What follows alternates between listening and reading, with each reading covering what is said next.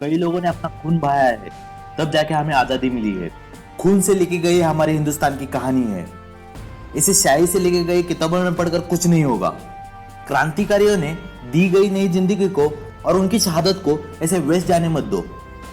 उनकी जिंदगी से कुछ जज्बा लेकर इस देश के लिए कुछ करना है, ये हमेशा याद रख लो। पढ़ लिख कर और काम करने के लिए बाहर देश जाकर फिर से उनके गुलाम मत बनो। तुम्हारा जन्म गुलामी करने के लिए नहीं हुआ है। कुछ करो जिससे हमारे देश का फायदा हो। ऐसे ही जीने के लिए हमारे क्रांतिकारियों ने अपनी जान नहीं दी है। उनको सिर्फ उनके जन्मदिन और पुण्यतिथि पर याद नहीं करना है, उनके विचारों को जीना है। और तभी हम उनकी शहादत को असली मायने में श्रद्धांजलि दे पाएंगे। हमारे हिंदुस्तान के लोग बहुत भोले हैं। शायद दो मीठे बातें कर दी तो उनके लिए वो कुछ भी कर देंगे, लेकिन कभी वो ये नहीं सोचेंगे कि उसके पीछे की मंशा क्या है, उसके इरादे क्या है।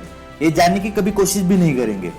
और इसी की वजह से हमारे हिंदुस्तान पर अंग्रेजों ने 150 साल राज्य किया। जब गांधी जी और कई क्रांतिकारी हिंदुस्तान को राम राज्य और स्वराज्य के बारे में बता रहे थे, तब आधे से ज्यादा लोग समझ ही नहीं पाते थे आखिर स्वराज्य क्या है।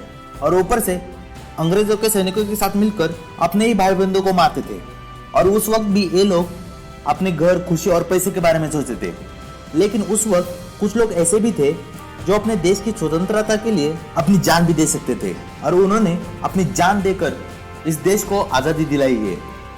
भगत सिंह, जिन्होंने लाहौर में बर्नी सैंडर्स की हत्या और उसके बाद दिल्ली के केंद्रीय संसद में बम विस्फोट करके ब्रिटिश साम्राज्य के विरुद्ध आवाज उठाई थी। और इसी की वजह से 23 मार्च 1931 को भगत सिंह, राजगुरु और सुखदेव को फांसी दी गई।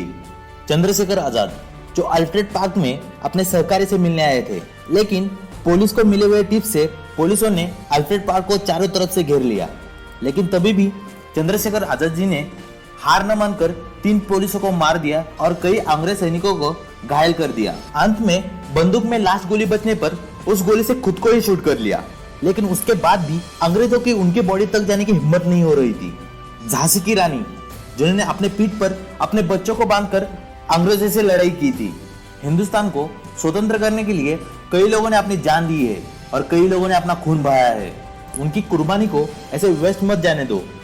अच्छा नहीं लगता जब ये सुनने में आता है कि नासा में 36% साइंटिस्ट इंडियन है और यूएस में 38% डॉक्टर्स इंडियन है। हमारे इंडिया को भी साइंटिस्ट और डॉक्टर की जरूरत है। तो पैसे को छोड़कर अपने देश के बारे में सोचो, तभी हम डेवलप कंट्री बन पाएंगे। वीडियो अच्छा लगा हो तो लाइक, शेयर और कमेंट कीजिएगा, और चैनल को सब्सक्राइब नहीं किया हो तो चैनल को सब्सक्राइब कीजिएगा।